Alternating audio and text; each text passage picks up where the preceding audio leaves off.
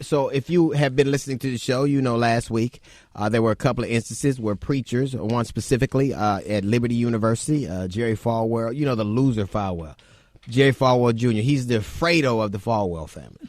He's the Jim Buss of the Falwell family. And we had another preacher in Louisiana who had decided the previous week, that his parishioners needed, some company. They needed fellowship, and he brought them together. And now New Orleans has among the highest death rates from the coronavirus in the country. And also Jerry Falwell Jr., the loser one, is catching heat right now because 12 of the students that he told to come back have tested positive for corona. We also know that the virus is where it is because we lacked the testing facilities. We lacked the testing capacity. We also had people who were determined to make this a farce, who didn't jump on it when they should have. And this disease is going to be very, very deadly, probably the most deadly epidemic since we've been counting them in our history.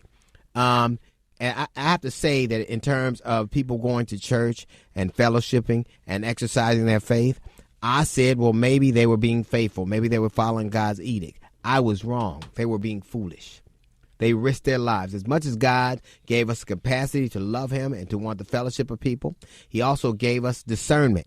We should know when it's wise. It was unwise for those people to get together and pray in God's name, and now they will be praying a lot. It was unwise for Jerry Falwell to call all those people together in defiance. Every time somebody tells me God spoke to them, it's invariably almost always what they said they wanted to hear. He always tells them exactly what they want to hear. Whenever God's talking to somebody, it's always what they think he's saying to them. And sometimes he's saying, be wise. Sometimes he's saying, stay home. Sometimes he's saying, that's what I gave y'all FaceTime for. So as much as he gave us the books in the Bible, he gave us technology. He also gave us discernment. He also gave us reason. Those people who put those people's lives in jeopardy and saying that they were fellowship had blood on their hands. And so does the President of the United States of America. Instead, asking people and telling it was a farce and not being prepared and telling people it's a hoax. And right now, not giving people what they need just because he's haughty and proud. You love God, but you act nothing like him. You espouse his name, but you act nothing like him. You risk those people's lives. Those people in Louisiana, all those people, they've come down with, and also in Washington, it happened there too.